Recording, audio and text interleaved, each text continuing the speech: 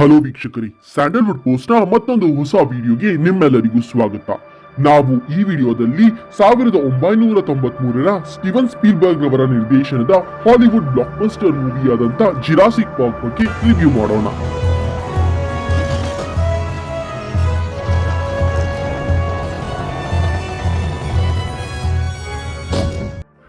ಇನ್ನಷ್ಟು ಹಾಲಿವುಡ್ ಮೂವಿಗಳ ರಿವ್ಯೂವನ್ನು ಕನ್ನಡದಲ್ಲಿ ತಿಳಿಯಬೇಕೆಂದ್ರೆ ಆ ಮೂವಿಯ ಹೆಸರನ್ನು ಕಮೆಂಟ್ ಸೆಕ್ಷನ್ ನಲ್ಲಿ ತಿಳಿಸಿ.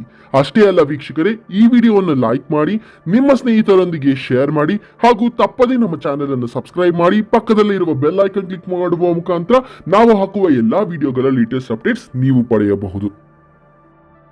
ವೀಕ್ಷಕರೇ, ಮೊದಲಿಗೆ ಜುರಾಸಿಕ್ ಪಾರ್ಕ್ ಮೂವಿಯು ಮೈಕಲ್ ಚೆಸ್ಟನ್ ಎನ್ನುವ ನಾವೆಲಿಸ್ಟ್ ಬರೆದಿರುವ ಜುರಾಸಿಕ್ ಪಾರ್ಕ್ ನಾವೆಲ್ನ ಬೇಸ್ ಆಗಿದೆ. ಇನ್ನು ಈ ಪುಸ್ತಕವು ಲಕ್ಷಾಂತರ ಕಾಪಿಗಳು ಸೇಲ್ ಆಗಿದ್ದು, ಇದಕ್ಕೆ ನ್ಯೂಯಾರ್ಕ್ನ ಬೆಸ್ಟ್ ಸೆಲ್ಲರ್ ಎನ್ನುವ ಪ್ರಶಸ್ತಿಯನ್ನು ಕೂಡ ಗಿಟ್ಟಿಸಿಕೊಂಡಿದೆ. ಇನ್ನು ಪುಸ್ತಕವು ಟೆಕ್ನಿಕಲ್ ಟರ್ಮ್ಸ್ ಗಳನ್ನು ತುಂಬಾ ಒಳಗೊಂಡಿದ್ದು, ಅದು ವೀಕ್ಷಕರಿಗೆ ಅರ್ಥವಾಗುವುದಿಲ್ಲ ಎನ್ನುವುದಕ್ಕಾಗಿ ಸಿನಿಮಾದಲ್ಲಿ ಕೆಲವೊಂದು ಪಾತ್ರಗಳನ್ನು ಬದಲಾಯಿಸಲಾಗಿದೆ. ಅಷ್ಟೇ ಅಲ್ಲದೆ ಕಥೆಯನ್ನು ಕೂಡ ಸಿನಿಮಾ ಪ್ರೇಕ್ಷಕರಿಗೆ ಅನುಗುಣವಾಗಿ ಬದಲಾಯಿಸಲಾಗಿದೆ. ಹಾಗಾದರೆ ಈಗ ಜುರಾಸಿಕ್ ಪಾರ್ಕ್ನ ಕಥೆಗೆ ಹೋಗೋಣ ಬನ್ನಿ.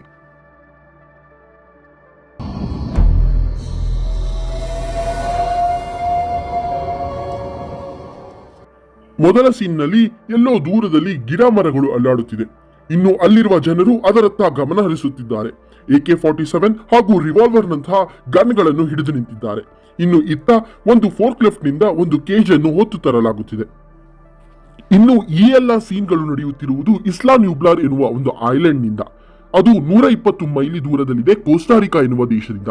ವೀಕ್ಷಕರೇ, ಈ ಒಂದು ಐಲ್ಯಾಂಡ್ ಮುಂದಿನ ಜುರಾಸಿಕ್ ಪಾರ್ಕ್ ಫ್ರಾಂಚೈಸ್ ನಲ್ಲಿ ತುಂಬಾ ಮಹತ್ವದ ಸೀನ್ ಅನ್ನು ಹೊಂದಿರಲಿದೆ. ಇನ್ನು ವೀಕ್ಷಕರೇ, ಈ ಕೇಜ್ ನಲ್ಲಿ ಇರುವಂತಹ ಪ್ರಾಣಿಯ ಹೆಸರು ರಾಪ್ಟರ್ ಎಂದು. ಇದು ಡೈನೋಸರ್ ಸಂತತಿಯಲ್ಲಿ ಅತಿ ಭಯಾನಕವಾದಂತಹ ಡೈನೋಸರ್ ಆಗಿದೆ.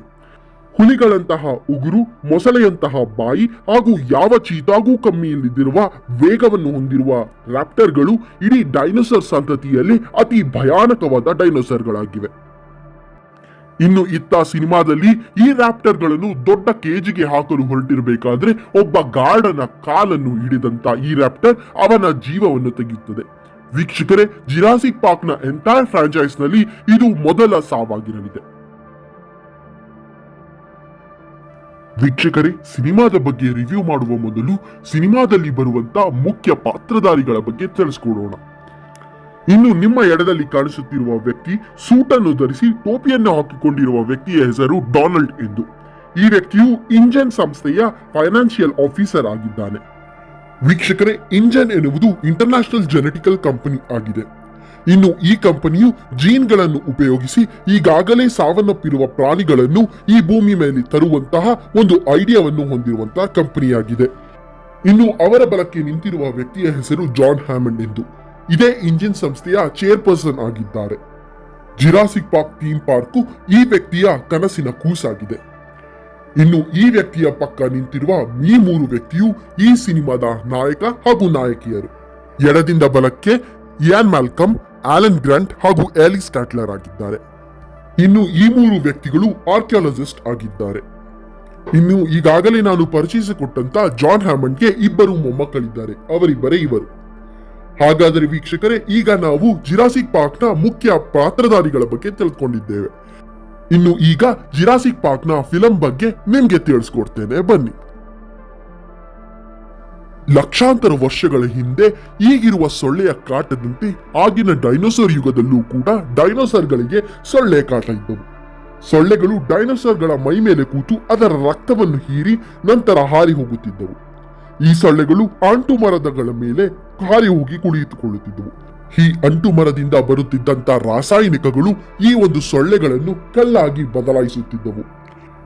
ಇನ್ನು ಸೈಂಟಿಸ್ಟ್ಗಳು ಈ ಸೊಳ್ಳೆಗಳನ್ನು ಹುಡುಕಿ ಅದರಲ್ಲಿರುವ ಡೈನೋಸರ್ಗಳ ರಕ್ತವನ್ನು ಹೀರಿ ಅದಕ್ಕೆ ಕಪ್ಪೆಯ ಜೀನ್ಸ್ಗಳನ್ನು ಹಾಕಿ ಡೈನೋಸರ್ಗಳನ್ನು ಉತ್ಪಾದಿಸುತ್ತಿದ್ದರು. ಹಾಗೂ ಈಗಾಗಲೇ ಹೇಳಿದಂತೆ ಇಸ್ಲಾ ನ್ಯೂಬ್ಲಾರ್ ಎನ್ನುವ ಒಂದು ಚಿಕ್ಕ ಐಲ್ಯಾಂಡ್ ನಲ್ಲಿ ಈ ಡೈನೋಸರ್ಸ್ ಗಳನ್ನು ಸಾಕುತ್ತಿದ್ದರು. ಇನ್ನು ಜಾನ್ ಹ್ಯಾಮಂಡ್ ಆಲನ್ ಗ್ರಾಂಟ್ ಹಾಗೂ ಎಲಿಸ್ ಸ್ಯಾಟರ್ ಅನ್ನು ಭೇಟಿ ಮಾಡಿ ಜಿರಾಸಿಕ್ ಪಾರ್ಕ್ ಎನ್ನುವ ಒಂದು ಥೀಮ್ ಪಾರ್ಕ್ ಅನ್ನು ನಾವು ಕಟ್ಟಿದ್ದೇವೆ ಹಾಗೂ ಅಲ್ಲಿಯ ಡೈನೋಸರ್ ಗಳ ಬಗ್ಗೆ ಒಳ್ಳೆ ಅಭಿಪ್ರಾಯಗಳನ್ನು ನೀವು ನಿಮ್ಮ ಜರ್ನಲ್ ಅಲ್ಲಿ ಬರೆದರೆ ನಿಮ್ಮ ಕೆಲಸಗಳಿಗೆ ಹಣಕಾಸಿನ ನೆರವನ್ನು ಕೊಡುತ್ತೇನೆ ಎಂದು ಅವರನ್ನು ಒಳ್ಳೆಯ ಅಭಿಪ್ರಾಯ ಬರೆಯಲು ಒಪ್ಪಿಸುತ್ತಾನೆ. ಇನ್ನು ಸಿನಿಮಾದ ಎಲ್ಲಾ ಮುಖ್ಯ ಪಾತ್ರಧಾರಿಗಳು ಕೂಡ ಜಿರಾಸಿಕ್ ಪಾರ್ಕ್ ಇರುವಂತಹ ಇಸ್ಲಾ ನ್ಯೂಬ್ಲಾರ್ನ ಐಲ್ಯಾಂಡ್ಗೆ ಹೆಲಿಕಾಪ್ಟರ್ ಮುಖಾಂತರ ಪ್ರಯಾಣವನ್ನು ಮಾಡುತ್ತಾರೆ.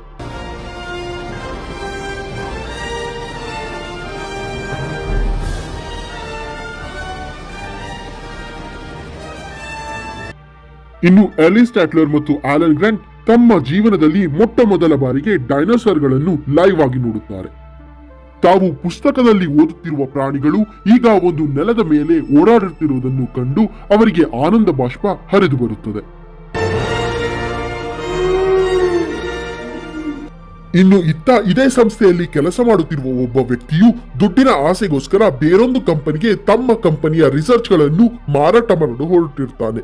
ಇದೇ ಸಂದರ್ಭದಲ್ಲಿ ಸಿಸಿಟಿವಿಯಲ್ಲಿ ಕಾಣಿಸಿಕೊಳ್ಳಬಾರದೆಂದು ಜಿರಾಸಿಕ್ ಪಾರ್ಕ್ನ ಮುಕ್ಕಾಲು ಭಾಗದ ವಿದ್ಯುತ್ ಅನ್ನು ಕಡಿತಗೊಳಿಸಿರುತ್ತಾನೆ. ಇನ್ನು ಒಂದು ಡೈನೋಸರ್ ಆರೋಗ್ಯ ಪರಿಸ್ಥಿತಿ ಚೆನ್ನಾಗಿರುವುದಿಲ್ಲ. ಅದನ್ನು ನೋಡಲು ಆಲನ್ ಗ್ರಾಂಟ್ ಹಾಗೂ ಎಲಿಸ್ ಸ್ಟ್ಯಾಟ್ಲರ್ ಬರುತ್ತಾರೆ. ಅದು ಸಾಯುವ ಕೊನೆ ಹಂತದಲ್ಲಿದೆ ಎಂದು ತಿಳಿಯುತ್ತಾರೆ. ಆದ್ದರಿಂದ ಎಲಿಸ್ ಸ್ಟ್ಯಾಟ್ಲರ್ ಅದರ ಆರೋಗ್ಯವನ್ನು ನೋಡಿಕೊಳ್ಳಲು ಅಲ್ಲೇ ಉಳಿದುಕೊಳ್ಳುತ್ತಾಳೆ. ಇನ್ನು ಮಿಕ್ಕಿದ ಎಲ್ಲಾ ಪಾತ್ರಧಾರಿಗಳು ಕೂಡ ಕಾರನ್ನು ಹೊತ್ತು ಜಿರಾಸಿಕ್ ಪಾರ್ಕ್ ಅನ್ನು ವೀಕ್ಷಿಸಲು ಹೋಗುತ್ತಾರೆ. ಇನ್ನು ಕದ್ದ ಮಾಲ್ ಅನ್ನು ಬೇರೊಂದು ಕಂಪನಿಗೆ ತಲುಪಿಸಲು ಹೋಗಬೇಕಾದರೆ ಅವನ ಕಾರ್ ಆಕ್ಸಿಡೆಂಟ್ ಆಗಿ ಕೆಳಗೆ ಜಾರುತ್ತದೆ. ಇನ್ನು ಇದೇ ಸಂದರ್ಭದಲ್ಲಿ ವಿದ್ಯುತ್ ಕಡಿತಗೊಂಡಿರುವುದರಿಂದ ಕೆಲವೊಂದು ಡೈನೋಸರ್ಗಳು ಆಚೆ ಕಡೆ ಬಂದಿರುತ್ತವೆ. ಅದರಲ್ಲಿ ಒಂದು ಡೈನೋಸರ್ ಇವನನ್ನು ಅಟ್ಯಾಕ್ ಮಾಡಿ ಇವನನ್ನು ಕೊಲ್ಲುತ್ತದೆ. ವೀಕ್ಷಕರೇ, ಇದು ಜಿರಾಸಿಕ್ ಪಾರ್ಕ್ನ 2ನೇ ಸಾವಾಗಿರಲಿದೆ. ಇದೇ ಸಂದರ್ಭದಲ್ಲಿ ರಿಸರ್ಚ್ ಕೂಡ ಕಳೆದು ಹೋಗುತ್ತದೆ. ಇನ್ನು ಜಿರಾಸಿಕ್ ಪಾರ್ಕ್ನ ವೀಕ್ಷಣೆಗೆ ಹೋಗಿದ್ದಂತ ಎಲ್ಲಾ ಮುಖ್ಯ ಪಾತ್ರಧಾರಿಗಳಿಗೂ ಕೂಡ ವಿದ್ಯುತ್ ಕಡಿತದ ಬಿಸಿ ತಲುಪುತ್ತದೆ. ವಿದ್ಯುತ್ ಕಡಿತಗೊಂಡಿದ್ದರಿಂದ ಅವರು ಚಲಿಸುತ್ತಿದ್ದ ಕಾರುಗಳ ಸಿಗ್ನಲ್ಗಳು ಕಡಿತವಾಗಿರುತ್ತದೆ. ಇದರಿಂದಾಗಿ ಅವರ ಕಾರುಗಳು ಟೀರೆಕ್ಸ್ ಎನ್ನುವ ಒಂದು ಡೈನೋಸರ್ನ ಕೇಜ್ ಮುಂದೆ ಬಂದು ನಿಲ್ಲುತ್ತದೆ. ಇದೇ ಸಮಯದಲ್ಲಿ ಈ ಪುಟ್ಟ ಹುಡುಗನಿಗೆ ಎಲ್ಲೋ ಭೂಮಿ ಕಂಪಿಸುವ ಒಂದು ಸದ್ದು ಕೇಳುತ್ತದೆ. ಈ ಸದ್ದನ್ನು ಕೇಳುತ್ತಿದ್ದಂತೆ ಯಾವುದೋ ದೊಡ್ಡ ಡೈನೋಸರ್ ಇರಬಹುದು ಎಂದು ಕಿಟಕಿಯತ್ತ ನೋಡಿದಾಗ ಟೀರೆಕ್ಸ್ ಕಾಣಿಸುತ್ತದೆ. ಈ ದೈತ್ಯ ಭಯಾನಕ ಡೈನೋಸರ್ ನೋಡಿ ಡೊನಾಲ್ಡ್ ಬಾಗಿಲನ್ನು ತೆರೆದು ಅಲ್ಲೇ ಹತ್ತಿರ ಇರುವಂತಹ ಬಾತ್ರೂಮ್ನಲ್ಲಿ ಅವಿತುಕೊಳ್ಳುತ್ತಾನೆ. ಇನ್ನು ವಿದ್ಯುತ್ ಕಡಿತಗೊಂಡಿರುವ ಬಗ್ಗೆ ತಿಳಿದಂತ ಟೀರೆಕ್ಸ್ ತನ್ನ ಕೇಜ್ ಅನ್ನು ಹರಿದು ಹಾಕಿ ರೋಡಿನತ್ತ ಪಯಣಿಸುತ್ತದೆ.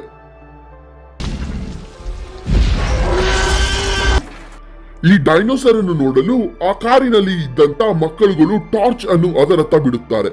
ಇದರಿಂದ ಕೋಪಗೊಂಡ ಡೈನೋಸರ್ ಕಾರಿನಲ್ಲಿ ಯಾರಿದ್ದಾರೆ ಎನ್ನುವುದನ್ನು ಹುಡುಕುತ್ತದೆ. ಕಾರಿನಲ್ಲಿ ಯಾವುದೋ ಒಂದು ಜೀವ ಇದೆ ಎಂದು ತಿಳಿದಂತ ಈ ಡೈನೋಸರ್ ಕಾರಿನ ಮೇಲೆ ಅಟ್ಯಾಕ್ ಮಾಡಲು ಸಿದ್ಧವಾಗುತ್ತದೆ. ಇದೇ ಸಮಯದಲ್ಲಿ ಕಾರಿನ ಗಾಜುಗಳು ಒಡೆದು ಹೋಗುತ್ತದೆ ಹಾಗೂ ಡೈನೋಸರ್ ಅದನ್ನ ತಿನ್ನಲೇಬೇಕೆಂದು ಕಾರನ್ನು ಉಲ್ಟಾ ಮಾಡಿ ಕಾರಿನ ಮೇಲೆ ಅಟ್ಯಾಕ್ ಮಾಡುತ್ತದೆ. ಈ ಎಲ್ಲಾ ಸೀನ್ಗಳನ್ನು ಗಮನಿಸುತ್ತಿದ್ದ ಆಲನ್ ಗ್ರಾಂಟ್ ಟಾರ್ಚ್ ಅನ್ನು ಹಿಡಿದು ಆ ಡೈನೋಸರ್ ಅನ್ನು ಮಕ್ಕಳಿಂದ ದೂರ ಮಾಡಲು ಪ್ರಯತ್ನಿಸುತ್ತಾನೆ.